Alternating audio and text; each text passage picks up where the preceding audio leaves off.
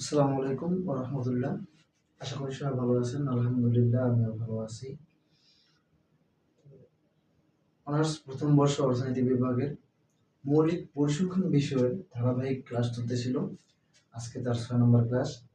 পূর্বের ক্লাসগুলোতে আমরা জানতে পেরেছি যে কেন্দ্রীয় প্রবণতা কাকে বলে, কেন্দ্রীয় প্রবণতা কত প্রকার এবং গাণিতিক গড়, মধ্যমা, প্রচুরক এগুলো আমরা জানতে পারছি। আজকে আমরা জানবো জ্যামিতিক গড়। জ্যামিতিক গড়ের ইংলিশ হচ্ছে জিওমেট্রিক মিন। জ্যামিতিক গড় কাকে বলে?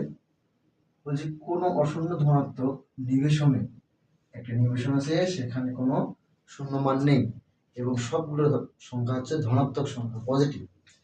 যতগুলো সংখ্যা থাকে তাদের গুণফলের তততম মূলকে জ্যামিতিক গড় বলে। বলছে কোনো অশূন্য ধনাত্মক নিবেশনে যতগুলো সংখ্যা থাকে তাদের যে গুণফল আছে সেই গুণফলের তততম মূলকে আমরা জ্যামিতিক গড় বলবো।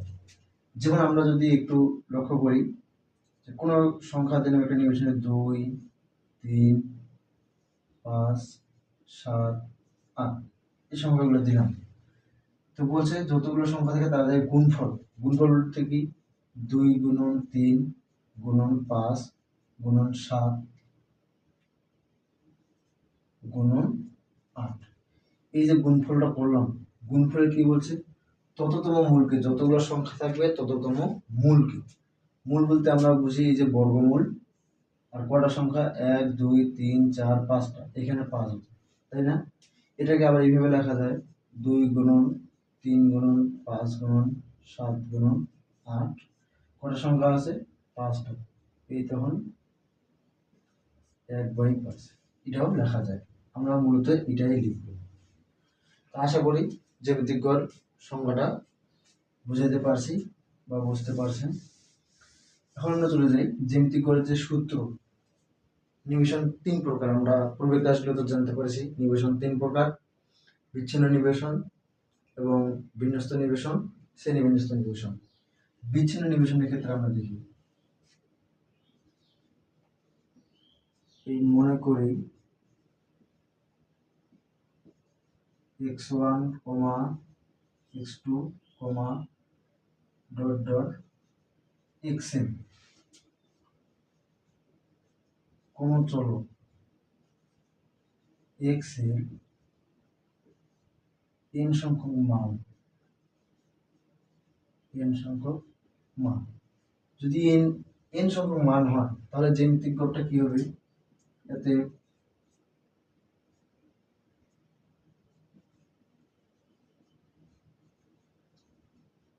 জ্যামিতিক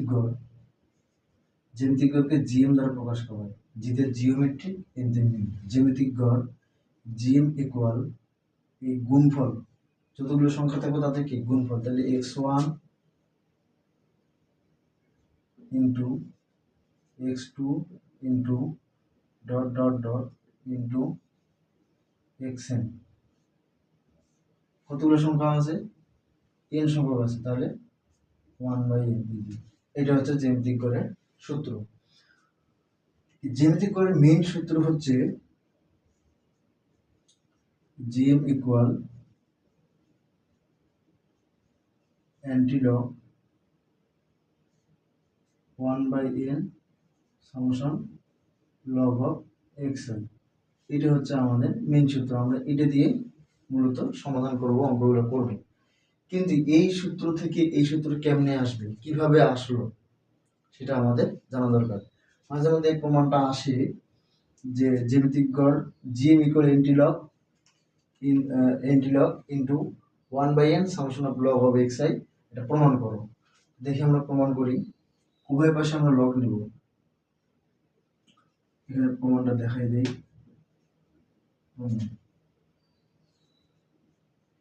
জিএম ইকুয়াল কি x1 x2 dot dot dot xn 1/n। এটা আমরা প্রমাণ করব। উভয় পাশে আমরা লগ নিই,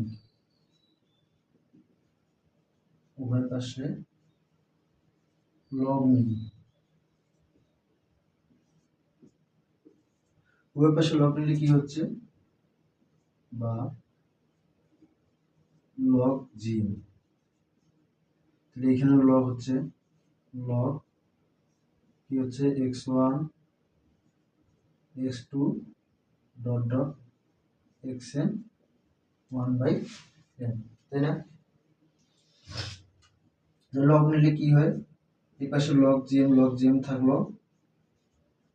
আমরা জানি কোন মানের সাথে যদি লগ লেগে থাকে এবং ওই মানের যদি হচ্ছে পাওয়ার থাকে, সেই পাওয়ারটা সামনে চলে আসে, তাহলে কি হবে,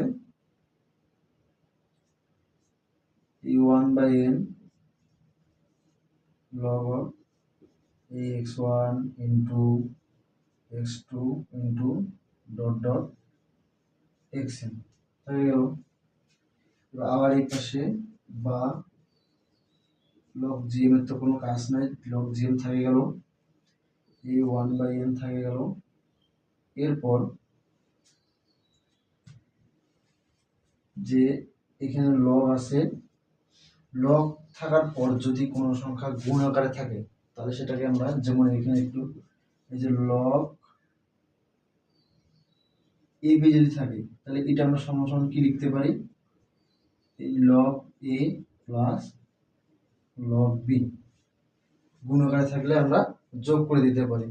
তদ্রূপ এখানেও আমরা এগুলোকে যোগ করে দেব, log of x1 plus log of x2 plus dot dot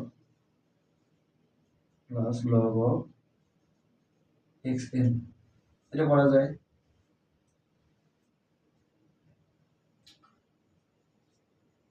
আবার log of GM, log of GM এর কাজ তো মানে জিএম থাকে গেল এই 1/n। আমরা যদি x1 x2 dot dot xn কে পর্যায়ক্রমে যোগ করি, এই দেখো x1 plus x2 plus dot dot xn, তাহলে এটা সমান সমান কি লিখতে পারি, সামেশন অফ xi, তাই না? যদি এর সাথে লগ লেগে থাকে তাহলে log of xi log of, তাহলে কি হবে, তাহলে সামেশন লগ অফ xi হবে, যোগ করলে সমষ্টিটা সামেশন লগ অফ xi, আমরা সেটা লিখতে পারি সামেশন লগ অফ xi, তাই না? এরপর এই পাশে জিএম আছে, লগ জিএম আছে, আমরা এই লগটাকে উঠিয়ে দেব। লগকে উঠানোর জন্য বিপরীত ভাবে এই পাশে যদি নিয়ে আসি তাহলে আমাদের লিখতে হবে শিফট, ক্যালকুলেটরে এই শিফট লগ, এই শিফট লগ চাপলে আমাদের অ্যান্টি লগ চলে আসে। আমাদের কি লাগবে, এই লগটা উঠিয়ে দেওয়ার জন্য অ্যান্টি লগ লাগবে। এই অ্যান্টি লগ আনার হচ্ছে পদ্ধতি কি, শিফট চাপে লগ চিপতে হবে, শিফট চাপ দিয়ে লগ চাপ দিলে অ্যান্টি লগ হয়। তাহলে আমাদের দরকার জিএম, তাহলে জিএম ইকুয়াল টু এই anti log 1/n summation log of xi, এই যে প্রমাণিত হয়ে গেল।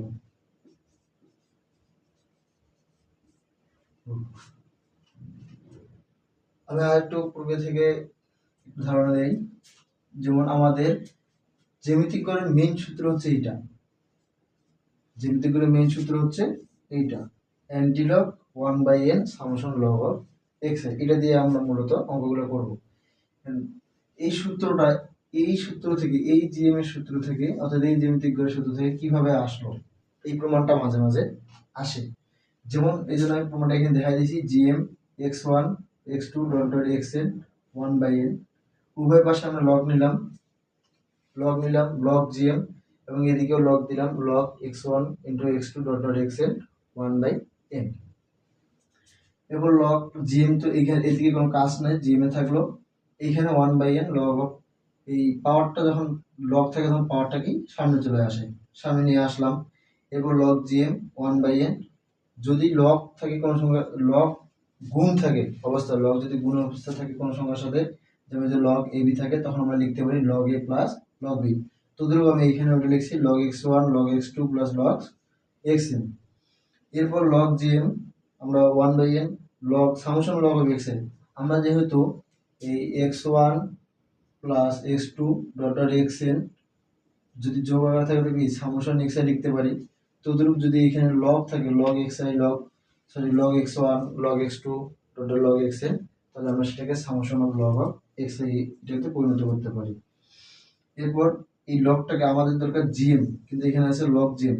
এই যে লগটাকে উঠানোর জন্য আমাদের দরকার এন্টিলগ, আর এন্টিলগ ক্যালকুলেটরে আমরা পাবো শিফট চাপে লগ চাপলেই আমরা এন্টিলগ পাবো। আশা করি সব বুঝতে পারছেন। ধন্যবাদ সবাইকে। এর পরবর্তীতে আমি এটা হচ্ছে বিচ্ছিন্ন তথ্যের ক্ষেত্রে এই সূত্রটা লাগবে, বিচ্ছিন্ন নিবেশনের ক্ষেত্রে এই জ্যামিতিক গড় নির্ণয়ের এটা সূত্র লাগবে। এরপর আমরা যাব বিন্যস্ত তথ্যের ক্ষেত্রে, অর্থাৎ যদি গণসংখ্যা থাকে তাহলে কোন সূত্র লাগবে।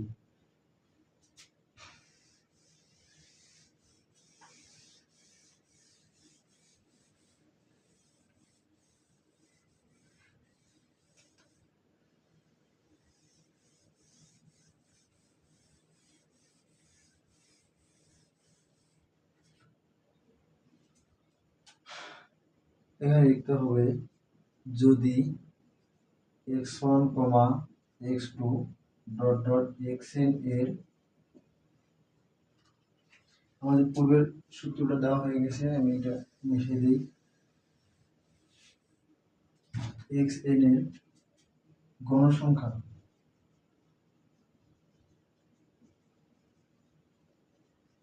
যথাক্রমে f1, f2 dot dot fn হয়, তবে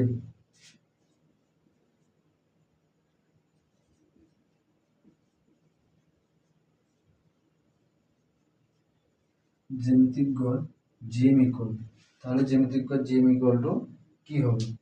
জিএম ইকুয়াল টু হবে এই আগের মতোই গুণফল, যে x1 এর গণসংখ্যা কত f1 ইনটু x2 এর গণসংখ্যা কত f2 into dot dot dot xn এর গণসংখ্যা হবে fn, এই যে 1 বাই বড় হাতের। এইটা হচ্ছে আমাদের সূত্র। কিন্তু আমাদের জ্যামিতিক গড়ের মেইন সূত্র হচ্ছে, যেটা দিয়ে আমরা অঙ্ক করি, সেটা হচ্ছে জিএম ইকুয়াল টু এন্টিলগ 1 বাই বড় হাতের summation fi log of x। এই সূত্র দিয়ে আমরা মূলত এই শ্রেণী বিন্যস্ত অথবা বিন্যস্ত ক্ষেত্রে আমরা এই সূত্র দিয়ে অঙ্ক করব। এই সূত্রটা এখন এইখান থেকে কিভাবে আসবে এবং কেমন করে আনতে হবে তা আমাদের দেখতে। প্রমাণটা এখানে একটা প্রমাণ আছে, এই প্রমাণটা আমি করে দিচ্ছি। প্রমাণ gm ইকুয়াল টু x1 পাওয়ার হচ্ছে f1 ইন্টু x2 পাওয়ার হচ্ছে f2 into dot dot dot xn পাওয়ার হচ্ছে fn তরতম। এটা উভয় পাশে আমরা লগ নিব, লগ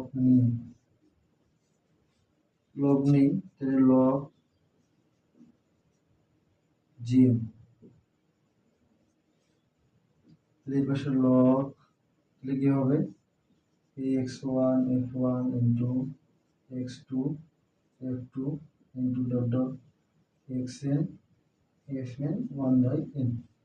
কি বলছিলাম, যদি লগ থাকে তাহলে কি পাওয়ারটা সামনে চলে আসে, তাহলে বা log GM equal to 1 by n, পাওয়ারটা সামনে নিয়ে আসলাম, এখানে যা আছে তাই থাকলো, লগ অফ এই x1 f1 into x2 f2 into dot dot dot xn fn।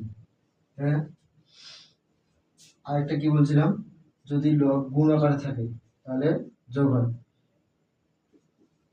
Log GM equal 1 by n। এখানে আবার দেখি লগ এখানে পাওয়ার হিসেবে আছে, এই যে x এর পাওয়ার হচ্ছে x1 এর পাওয়ার হচ্ছে f1, তাহলে আবার কি এই সামনে চলে আসবে এবং এই গুণটা উঠে গিয়ে কি হবে, যোগ হয়ে যাবে। তাহলে কি হবে f1 log of x1 plus এই f2 log of x2 plus এই fn, সরি এখানে ডটটা দিতে হবে,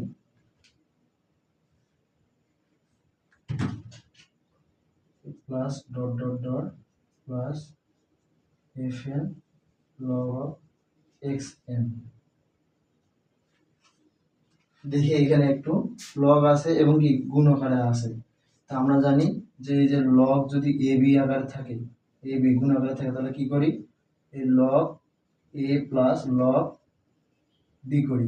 তো এখানেও আমি সেই কাজটাই করছি, কিন্তু এইখানে x1 এর পাওয়ার হচ্ছে f1, তদ্রূপ এই জন্য লগ থাকলে পাওয়ারটা কি সামনে চলে আসে, এই জন্য আমি একবার সামনে নিয়ে আসছি এবং log xi plus f2 log x2 গুণ ছিল যোগ করে দিয়েছি।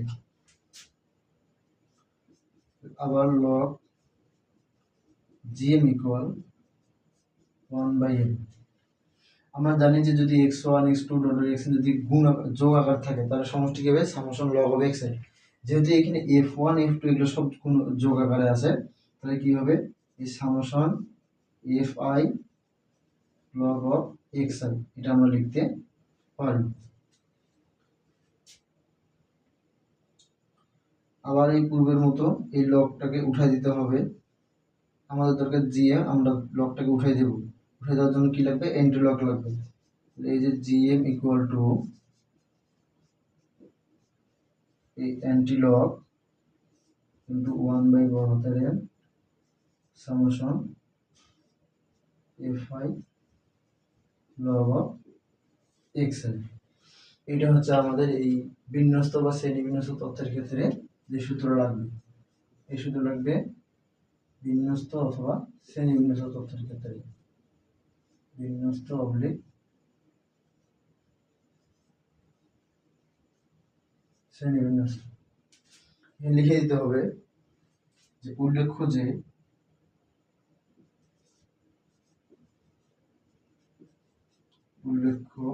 যে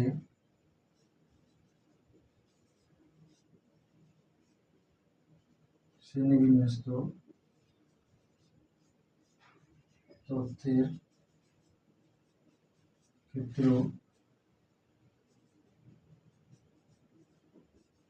উপরের সূত্রটি প্রযোজ্য হবে।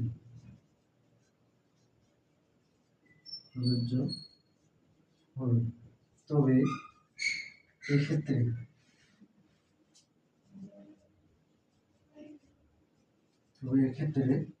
এক্ষেত্রে কি এই যে x তো আমরা পাবো না শ্রেণী বিন্যস্ত তথ্যের ক্ষেত্রে, এবং হচ্ছে বিন্যস্ত তথ্যের ক্ষেত্রে x পাবো না, কিন্তু শ্রেণী বিন্যস্ত তথ্যের ক্ষেত্রে আমাকে এই x1, x2 xn কে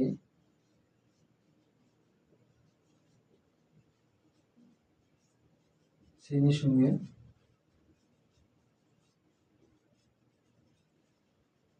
মধ্যবিন্দু হিসেবে বিবেচনা করতে হবে।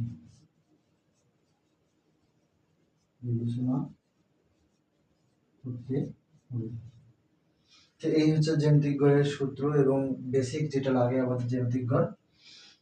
এটা হচ্ছে জ্যামিতিক গড়ের মূলত হচ্ছে অঙ্কগুলো করা হবে এটা, এই gm equal to entry log 1 বড় হাতের n summation fi log of xi।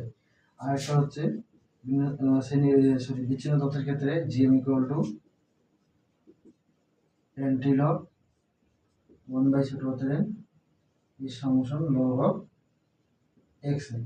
এই দুটো সূত্র দিয়ে মূলত জ্যামিতিক গড় আমাদের নির্ণয় করতে হবে। তো আমরা পরবর্তী ক্লাসে জ্যামিতিক গড় নির্ণয় করব। আজকে এই পর্যন্তই থাকলো, আশা করি সবাই বুঝতে পারছেন। ধন্যবাদ সবাইকে, দেখা হবে পরবর্তী ক্লাসে। আসসালামু আলাইকুম ওয়া রাহমাতুল্লাহ।